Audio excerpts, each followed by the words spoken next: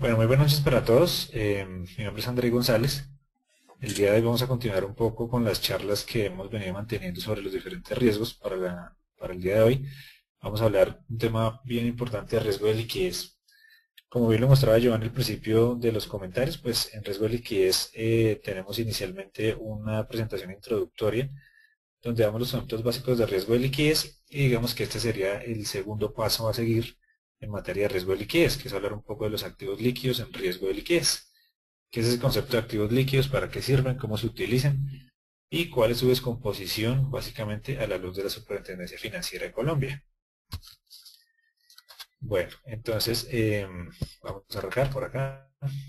Vamos a arrancar básicamente recordando el concepto de riesgo de liquidez. Para hablar de los activos líquidos, que es un tema bien importante, pues es importante que ustedes recuerden fundamentalmente la definición del riesgo de liquidez. Para las personas que trabajan en las áreas de riesgo, obviamente este tema es muy conocido. Para los estudiantes pues universitarios tal vez no, entonces vamos a recordar el concepto un poco. El riesgo de liquidez básicamente se define como esa posibilidad o esa probabilidad de que una entidad que puede ser financiera o no financiera, esto, recordemos que el riesgo de liquidez le atañe a cualquier entidad, a cualquier empresa y a una persona natural también. Todos en algún momento de nuestra vida podemos tener eventos de riesgo de liquidez.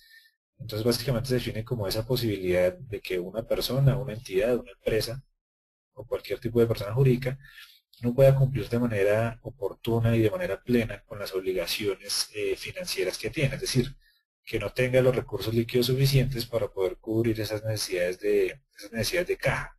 Por ejemplo, cuando yo adquiero un crédito con un banco y no tengo el dinero suficiente para cubrir el valor de la cuota de ese crédito, pues tengo un evento de riesgo de liquidez.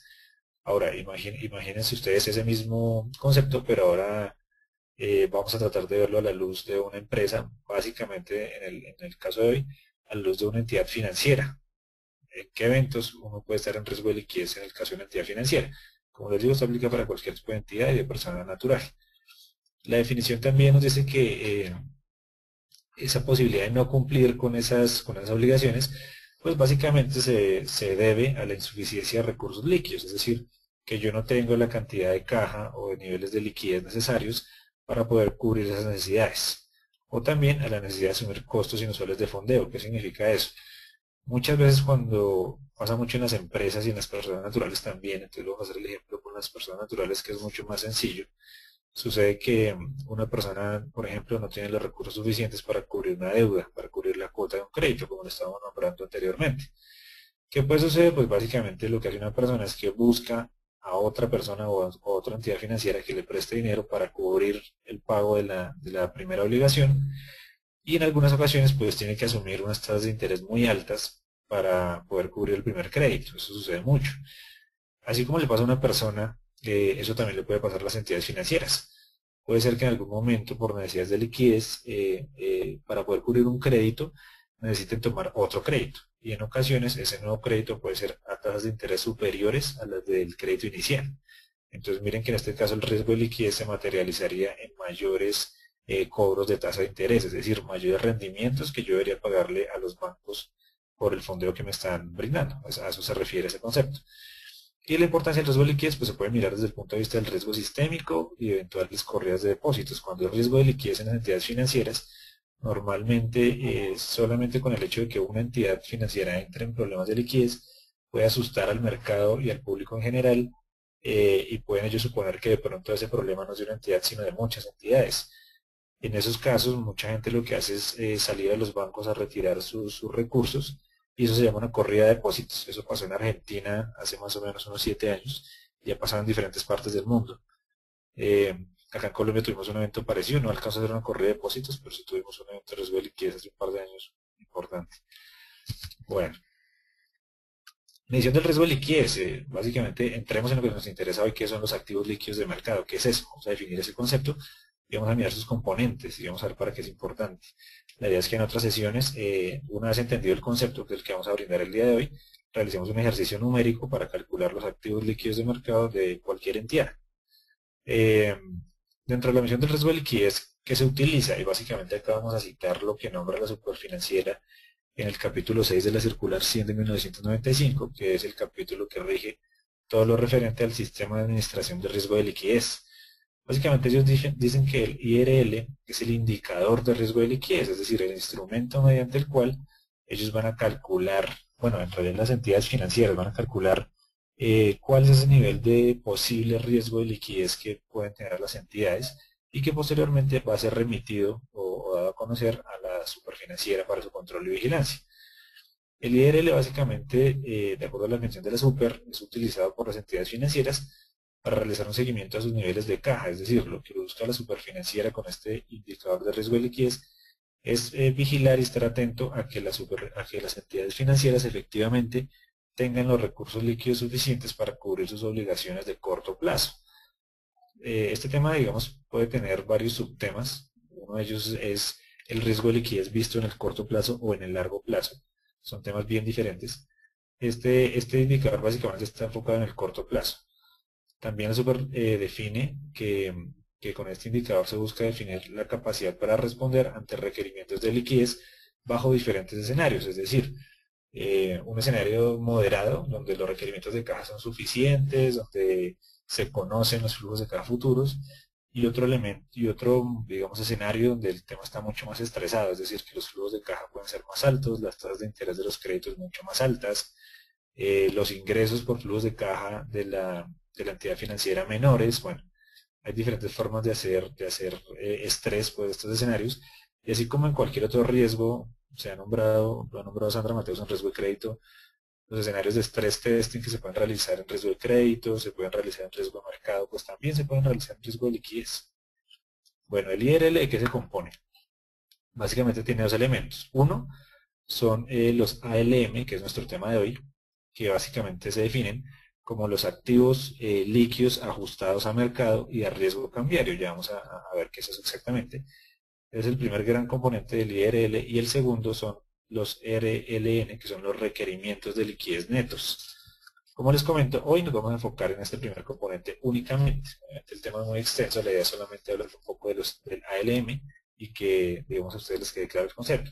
Si llegan a tener alguna duda durante la charla, por favor nos pueden escribir en el chat cualquier inquietud que tengan, o hacérsela saber a Giovanni, pues que él nos ayuda pues, a que nos comuniquemos entre nosotros para solucionar las inquietudes. ¿Qué son los ALM? Pues como les decía, son los activos líquidos ajustados por liquidez de mercado y riesgo cambiario. Ese nombre tan extenso pues resulta siendo muy sencillo. Una vez definamos todos sus componentes van a ver que es un tema muy sencillo. En la fecha de evaluación, según la super, según sea el tipo de entidad financiera, pues la superfinanciera dictamina diferentes fechas en las que se debe recalcular este IRL para hacerle seguimiento. Y el segundo componente son el requerimiento de liquidez neto. En palabras sencillas, ¿qué es uno y qué es el otro? Muy fácil. Los ALM básicamente son los recursos con los que yo cuento en el corto plazo para cubrir las obligaciones, es decir, los flujos de caja positivos. La liquidez a mi favor con la que yo cuento. Eso es el ALM a grandes rasgos. Y los requerimientos de liquidez netos pues son su complemento, es decir, todos aquellos flujos de caja que yo tengo en el corto plazo y que básicamente son egresos, resultan ser una salida de dinero para mí. Es decir, en el primer componente hablamos de lo que yo tengo a mi favor para cubrir las necesidades de caja, y en el segundo elemento lo que definimos básicamente es cuáles son esas necesidades de caja.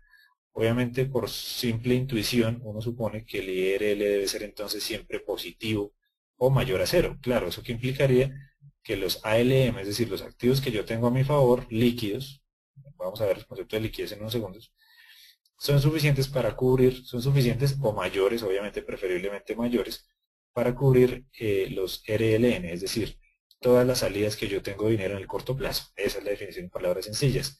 Eso es como si en una persona natural yo dijera los ALM, pues es el ingreso que recibe una persona de su salario, eso sería el ALM, porque eso es dinero, es lo más líquido, el activo más líquido siempre es el dinero.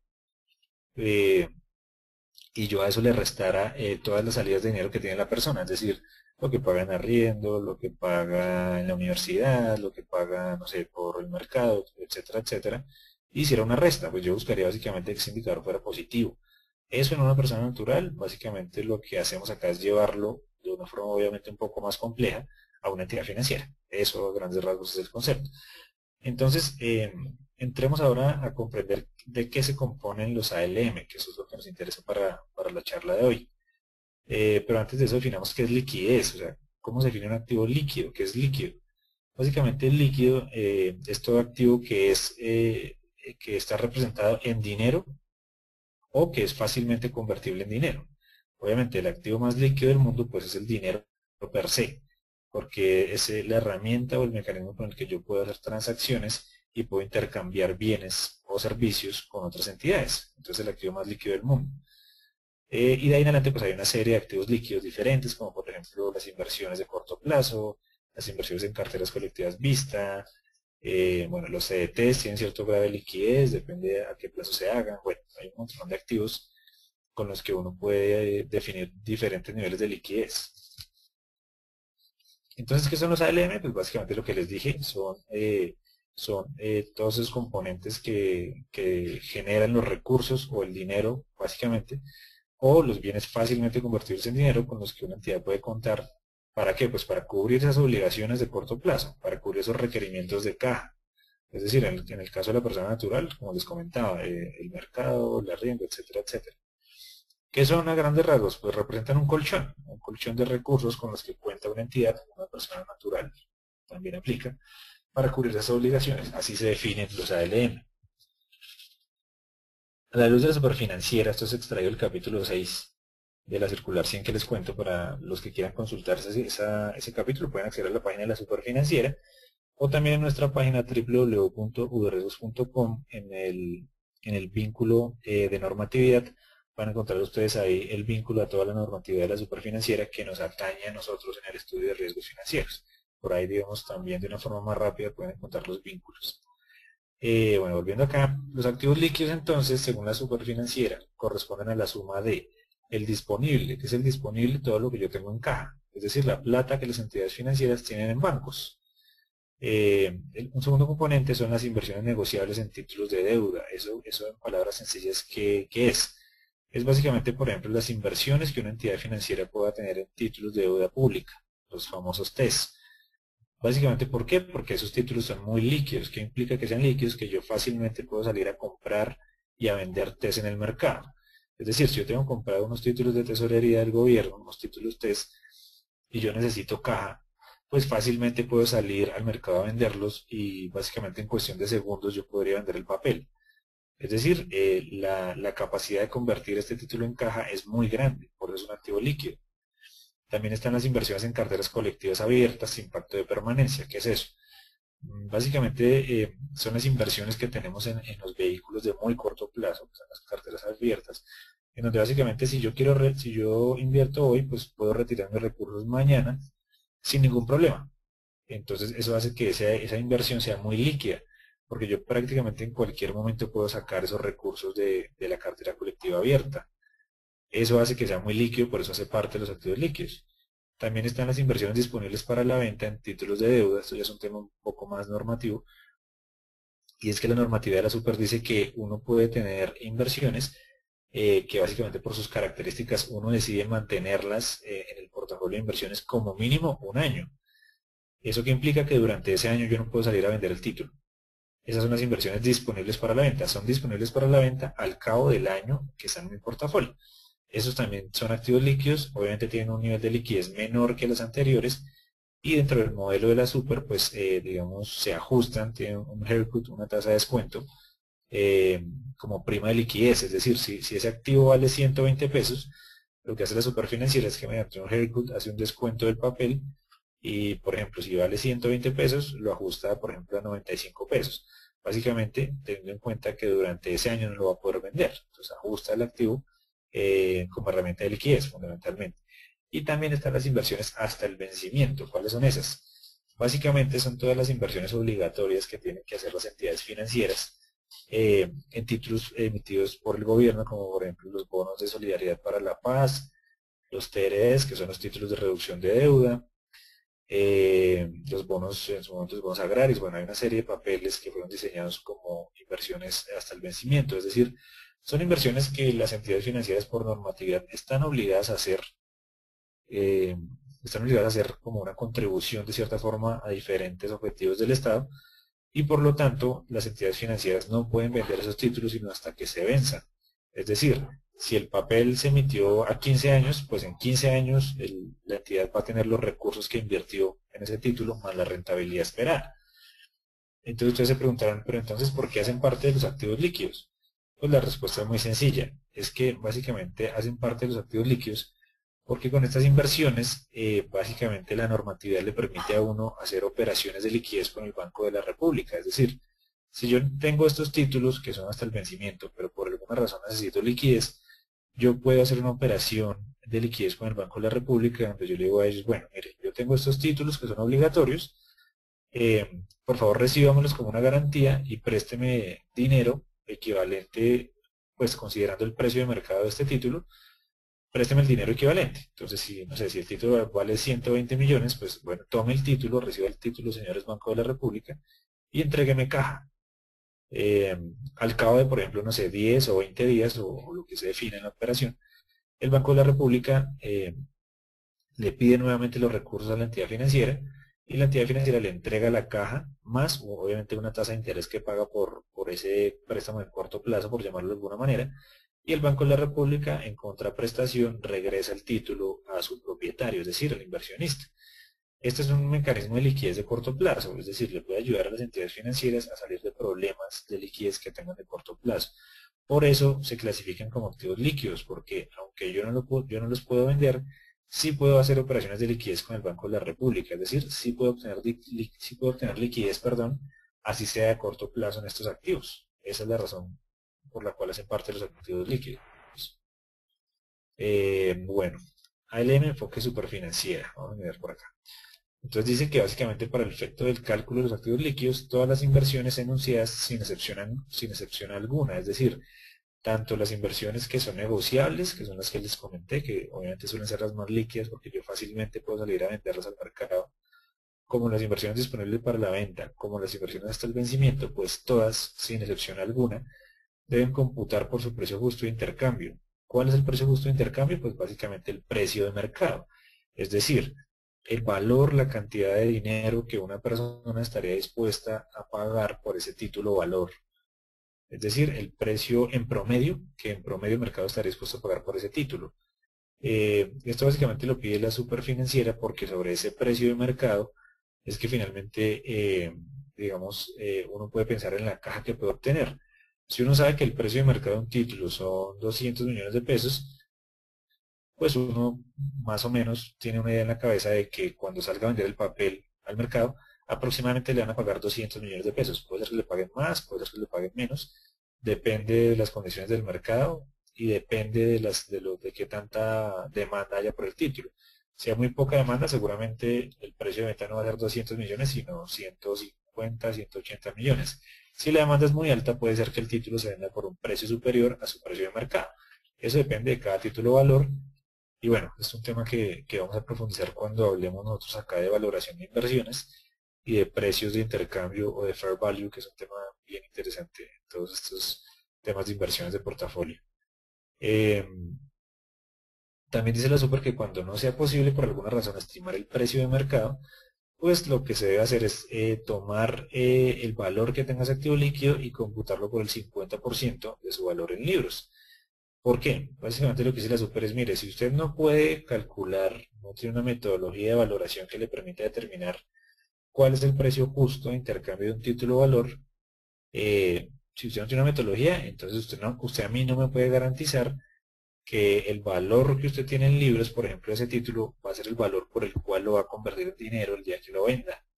Como usted no me puede garantizar eso, yo voy a ser muy ácido, digamos de alguna forma, a los señores de la super, y si su activo, por ejemplo, en libros vale 100 pesos, pues yo voy a suponer en este modelo, en los activos líquidos de mercado, que no vale 100 pesos, sino que vale 50.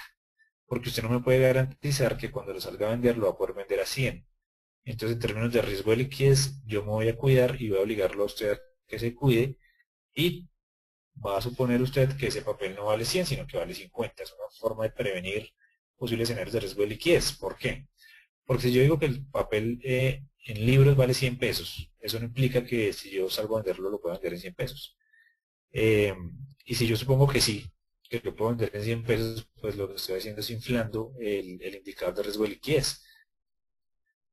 La superfinanciera trata de cuidarse obviamente de eso, y las entidades financieras pues obviamente lo que busca la super es que sea un tema bastante conservador, donde las entidades se cuiden a sí mismas sobre mostrar indicadores que se acerquen a la realidad o que sean un poco más conservadores que la realidad. Bueno, por acá vamos a seguir.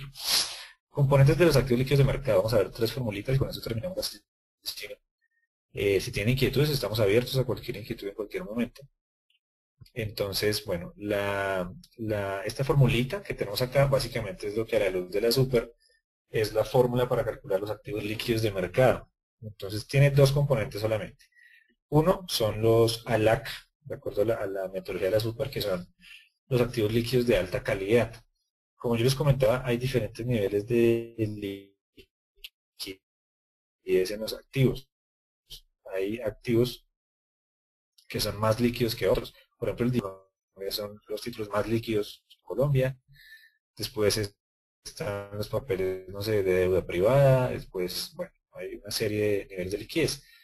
Pues obviamente en los de alta calidad van a entrar los activos más líquidos, como cuáles, como el dinero, es decir, el disponible en bancos, las inversiones en carteras colectivas vista, porque yo los puedo retirar fácilmente. Van a entrar, por ejemplo, las inversiones en títulos TES, que son los papeles más líquidos del mercado, bueno, ese tipo de cosas. Una vez yo defina esos activos de alta calidad, o sea, de alta calidad en cuanto a liquidez, pues voy a definir el segundo componente, que son los OAL. ¿Qué es eso? Otros activos líquidos, es decir, son todos los activos líquidos que no clasifican como líquidos de alta calidad, es decir, su complemento, el complemento de los activos líquidos de alta calidad. La fórmula me dice que los activos líquidos de mercado son iguales a los activos líquidos de alta calidad, es decir, los que son más líquidos, más el mínimo entre los otros activos líquidos, lo que compute yo como otros activos líquidos, o los activos líquidos de alta calidad por 3 séptimos. ¿Para qué hacen esto? Se preguntarán ustedes. Pues básicamente lo que hace la super es decir, bueno, usted tiene unos componentes que son muy líquidos, que son sus ALAC. Bueno, pues considérelos entre los activos líquidos del mercado. Y a eso le va a sumar el componente de otros activos líquidos. El tema es que la super le dice a uno, mire, lo máximo por lo cual usted puede contabilizar esos otros activos líquidos va a ser ese 3 séptimos equivale más o menos a 42%, es decir, lo máximo por lo que usted va a poder computar esos otros activos líquidos dentro del cálculo es aproximadamente por el 42-43% de sus activos líquidos, como máximo. Porque nuevamente la superfinanciera se está cuidando, está siendo cautelosa, porque ¿qué puede pasar? Puede pasar que las entidades dentro del cálculo, el valor de los otros activos líquidos puede ser mayor a los activos líquidos de alta calidad. Si esto es cierto, puede ser que, por ejemplo, yo esté mostrando un IRL muy grande, porque los otros activos líquidos son muy altos, pero a la hora que yo necesite caja, muy seguramente los otros activos líquidos van a ser los más difíciles de vender, los más difíciles de convertir en caja.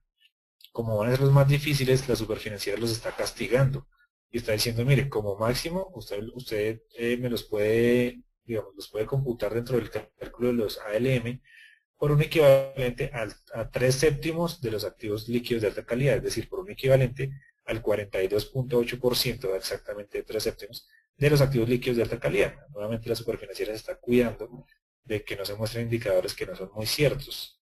Básicamente esa es la esencia pues, de los activos líquidos de mercado. Como se pueden dar cuenta, ¿qué resumen los activos líquidos de mercado? Lo que les había dicho. Todos esos componentes fácilmente convertibles en dinero, fácilmente convertibles en caja o en caja misma por definición, que se encaja ya por definición como el dinero, y que se utilicen para cubrir necesidades de liquidez. Obviamente los otros activos líquidos van a ser activos menos líquidos que los anteriores. ¿Ok? Lo que vamos a hacer ahora es que vamos a descomponer los ALAC y los OAL para que ustedes vean qué hay por dentro, ¿cierto? Para que vean qué es lo que compone realmente los activos líquidos de mercado. Esta es la formulita de la superfinanciera, básicamente con la que calcula el primer componente, que son los ALAC, es decir, los activos líquidos de alta calidad, los más líquidos de todos. Entonces, a grandes rasgos, ¿qué entra acá? Entra un componente que es el disponible en moneda legal, es decir, la plata que yo tengo en bancos principalmente. Y un componente que es el disponible en moneda extranjera, si yo tengo cuentas bancarias en el exterior, todo eso hace parte de mi liquidez. Pero la superfinanciera le dice, mire, coja esos dineros en moneda extranjera y ajustelos por un haircut, que es el HRC, que básicamente es un haircut por riesgo cambiario. ¿Qué significa eso? Por ejemplo, si yo tengo $1.000.000 en DME, que son el disponible en moneda extranjera, me dice, bueno, pues tome ese $1.000.000 y multiplíquelo por uno menos un haircut, que es equivalente más o menos a la volatilidad esperada, por ejemplo, si está en dólares, a la volatilidad esperada en el dólar a 30 días según el cálculo de la superfinanciera. La superfinanciera hace un cálculo de volatilidad para modelos de riesgo de mercado. Entonces le dice a uno, mire, utilice ese mismo. Entonces, ¿qué se supone? Por ejemplo, si yo tengo $1.000.000 y, por ejemplo, la volatilidad yo estoy utilizando en riesgo cambiario de, no sé, el 5%, pues multiplique $1.000.000 por 1 menos 5%, que es equivalente a $1.000.000 por el 95%. Es decir, está ajustando hacia la baja el valor de ese componente. Obvio, nuevamente para cuidarse. ¿Por qué? Pues porque hay fluctuaciones del mercado, sobre todo en el tipo de cambio, que hacen que ese $1.000.000 convertido a pesos pueda valer más mañana o pueda valer mucho menos. Obviamente la superfinanciera se cuida de que puede ser que llegue a valer mucho menos. Entonces nuevamente actúa de una forma conservadora.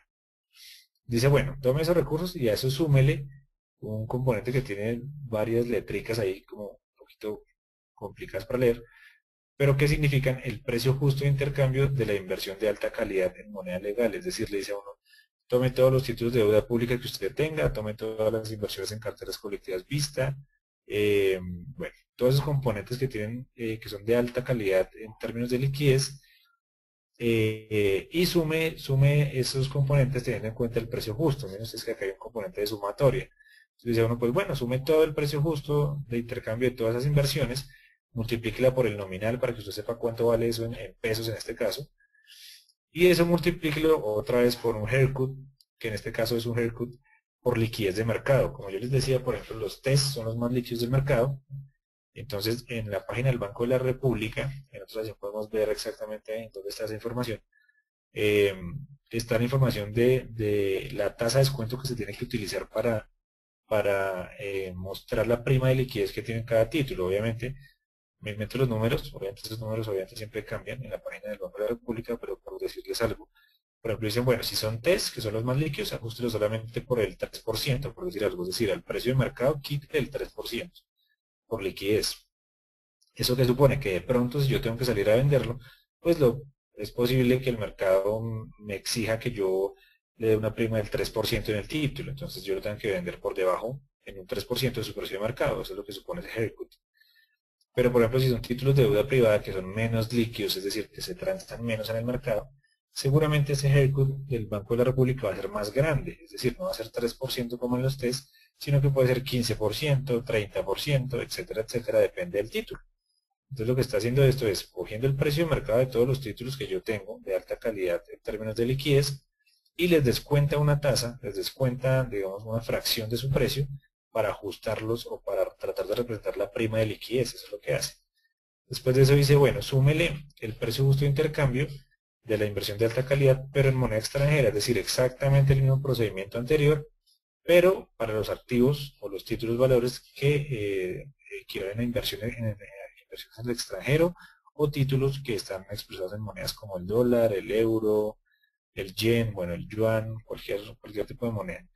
Le dice a uno, bueno, listo, ajustela por liquidez, o sea, de la misma forma en que les comentaba para los títulos anteriores, aplica acá.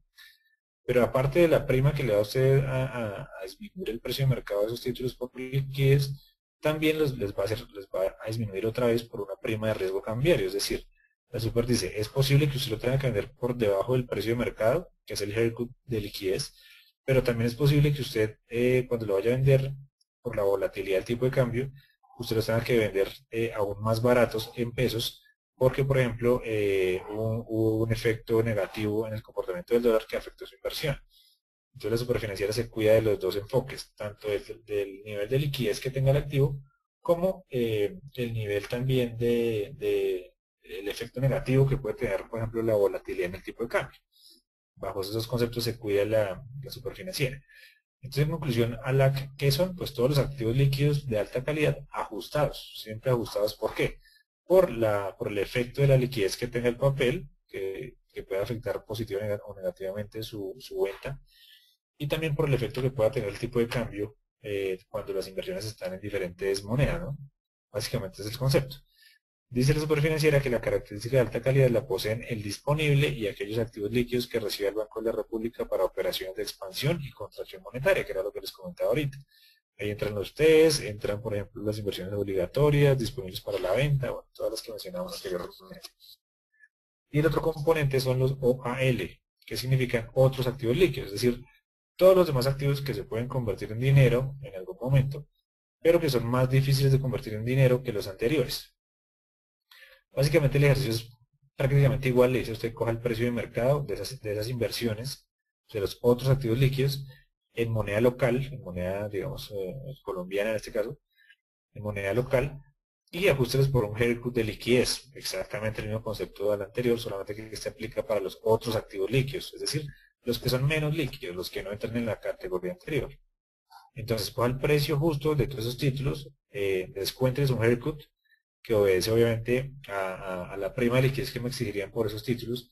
Obviamente en los casos de los OAL, al ser menos líquidos, ese haircut o esa tasa de descuento va a ser mucho más grande. Va a ser mucho más grande también. Y le dice, bueno, a eso súmele todos los títulos que usted tenga dentro de otros activos líquidos, pero en moneda extranjera, y ajustelos por liquidez, que es el primer componente, HLM, y también ajustelos por un haircut de tipo de cambio, es decir, los mismos haircuts que utilizamos anteriormente, pero en este caso aplican para activos que no son tan líquidos como los anteriores. Esos básicamente son los dos conceptos, es decir, finalmente, y ya para concluir, ¿cuáles son los componentes de los ALM? Dos, los activos líquidos de alta calidad, que son los ALAC, que ya definimos que ahí entran el disponible, las inversiones en carteras colectivas ajustadas por un haircut, las inversiones en TES, ajustadas por un haircut, las inversiones en el exterior de alta liquidez, ajustadas por un haircut de liquidez y por un haircut de tipo de cambio, más el componente de los otros activos líquidos, es decir, aquellos que se pueden convertir en dinero, pero que no es tan fácil de convertir en dinero como los primeros, ajustados también por un haircut de liquidez, que es obviamente mayor que en el primer caso, y también ajustados por un componente de riesgo de tipo de cambio, pero adicional a eso, ajustados como máximo hasta un valor equivalente a un 42.8%, que es esa razón de 3 séptimos, hasta un 42.8% de los activos líquidos de alta calidad. Como les decía, esto básicamente lo hace la Super para cuidarse de que no se muestren dentro de la liquidez activos que realmente no son líquidos. Eso es lo que está haciendo. Está siendo muy conservador.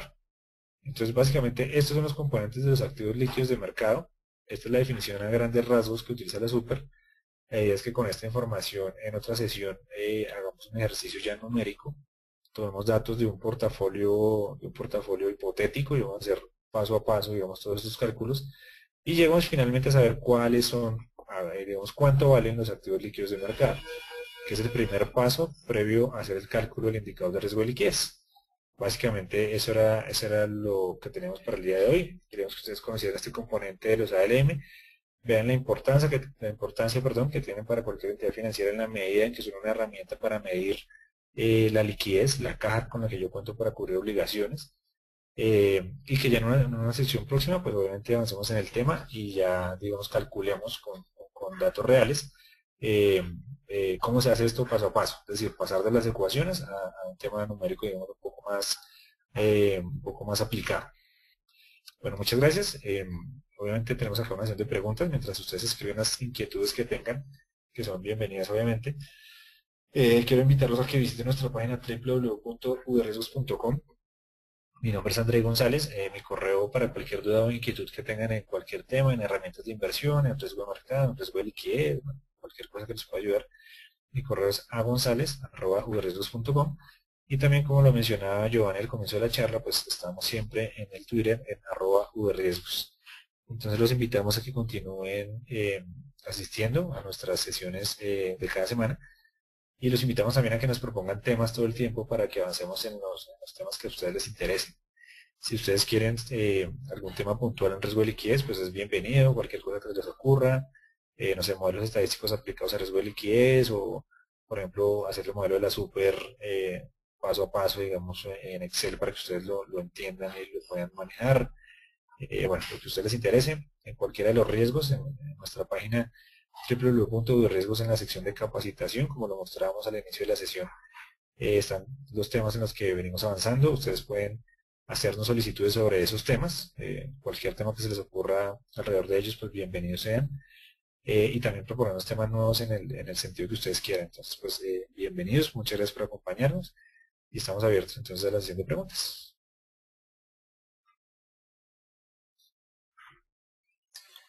Listo, Andrei, muchas gracias. Excelente presentación. Ok, gracias. Si alguien tiene preguntas, puede pasarlas por el chat o puede levantar la manito para darle la palabra.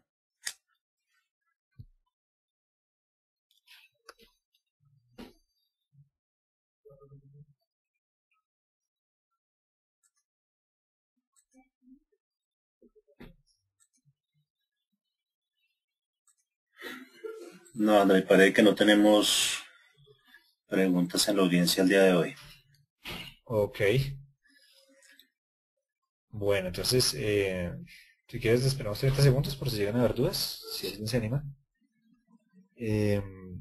Bueno, mientras tanto les comento que como les decía inicialmente, este es un tema que está abierto no solamente a entidades financieras. Lo que veíamos acá un poco es la discusión tal cual como la propone la superfinanciera, es decir, este es el modelo de ellos, lo que ellos proponen. Alrededor de esto pues hay un montón de puntos a favor, hay personas que cuestionan un poco esta metodología, otras personas están muy de acuerdo con este procedimiento. Obviamente hay un montón de metodologías alternativas que seguramente con el pasar de las sesiones lo vamos a discutir acá. Vamos a mostrar algunas metodologías que yo he desarrollado para riesgo de liquidez en diferentes entidades financieras, seguramente lo vamos a discutir acá, un poco sobre los conceptos y su utilidad. Y vamos a ver las ventajas y desventajas que tienen unas metodologías y las otras, es decir, tanto esta metodología del ente regulador como otros tipos de metodologías que han sido diseñadas, pues digamos, que yo he desarrollado o que hemos visto en algunos libros de texto, también van a ser desarrolladas acá. Entonces, bueno, los invitamos a seguirnos. Recuerden que este es un tema que le atañe a todo el mundo, no solamente a entidades financieras, sino a personas naturales, a empresas del sector real. Todo el mundo es susceptible de un evento de riesgo de liquidez y uno puede crear sus propios ejercicios para tratar de controlar y hacer seguimiento a eso. Diana, listo, ya tienes audio. Buenas noches. Hola Andrei, ¿cómo Buenas estás? noches. Bien. Hola, ¿cómo te acabo de ir? ¿Bien? Muy bien, gracias. Bueno, me alegra mucho. Es una pregunta pequeñita.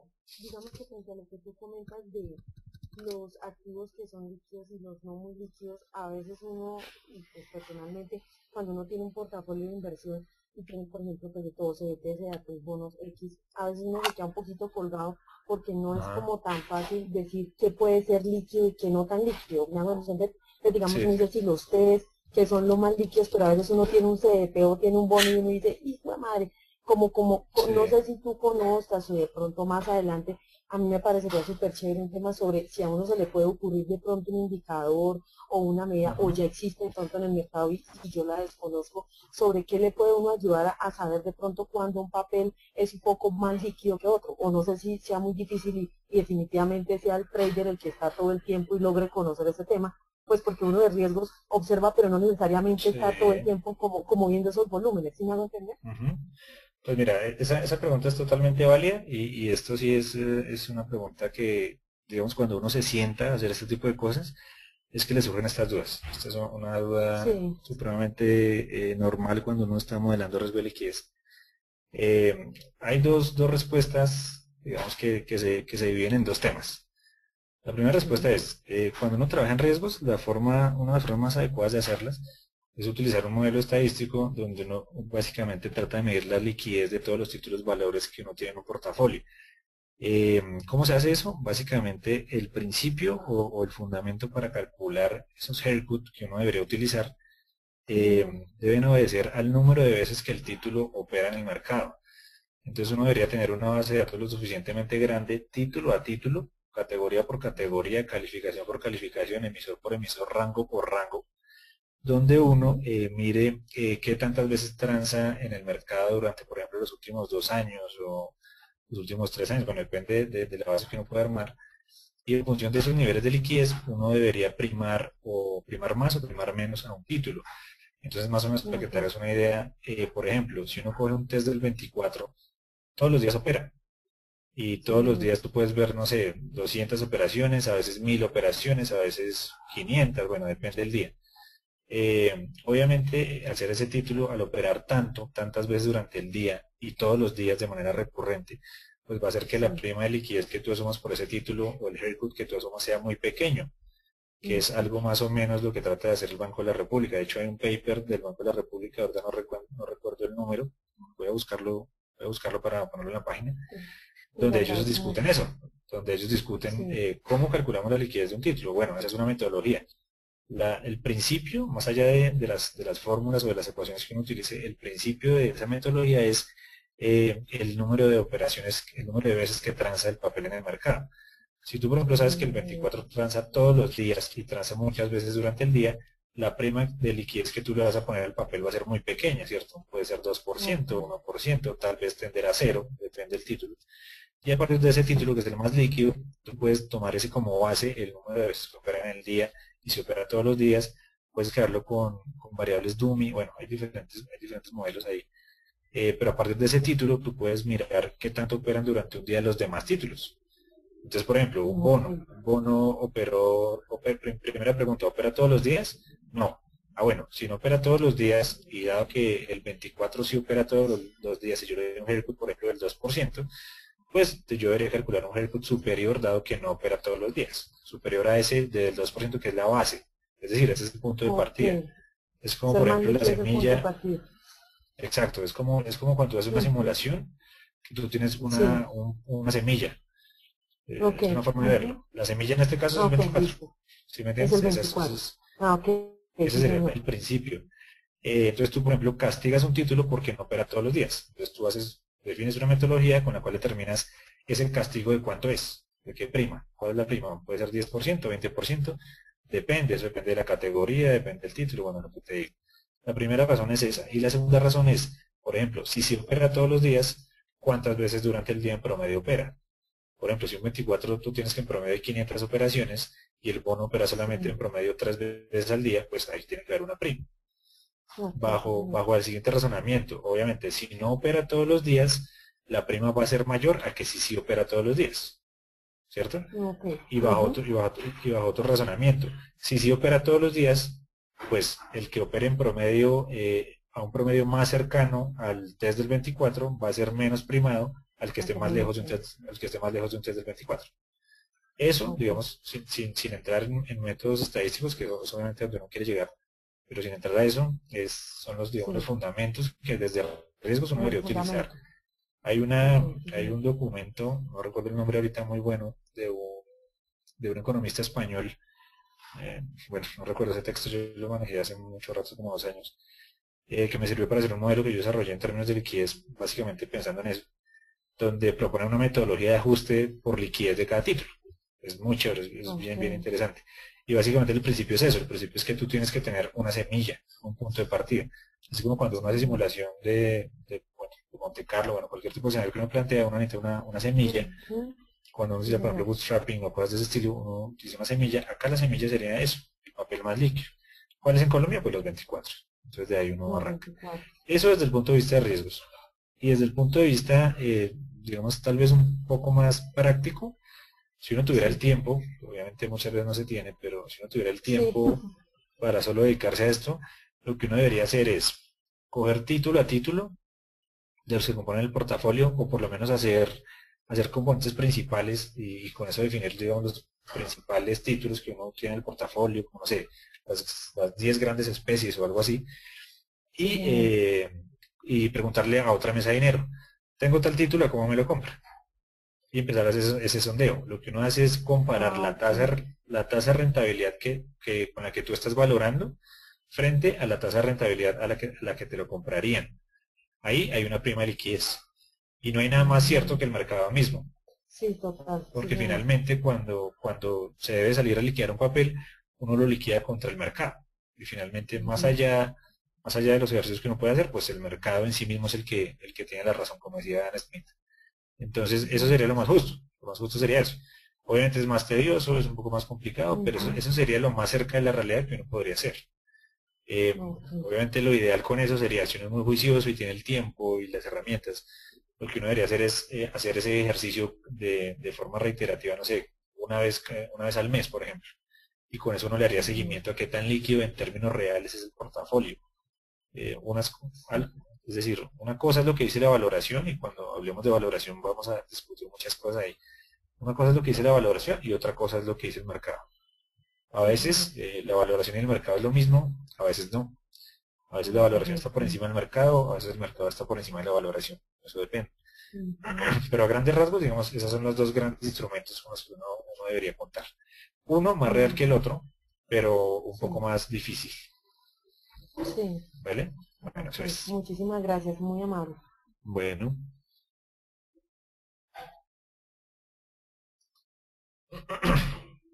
¿Alguna otra duda? ¿Alguien más quiere aportar algo?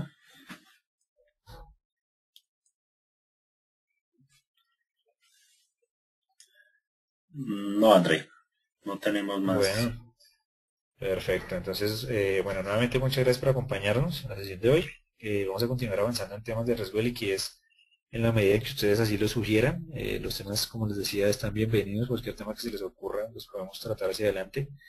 La idea inicialmente es hacer próximamente una aplicación de este concepto de la ALM para las personas que obviamente verlo sobre ecuaciones es un poquito más complicado que verlo con datos reales. La idea es que ustedes, digamos, asuman el concepto ya con datos reales. Ese se me ocurre a mí, debería ser el siguiente paso. Y bueno, todos los que ustedes propongan, pues bienvenidos. Entonces, bueno, muchas gracias por acompañarnos en la sesión de hoy y que tengan buena noche.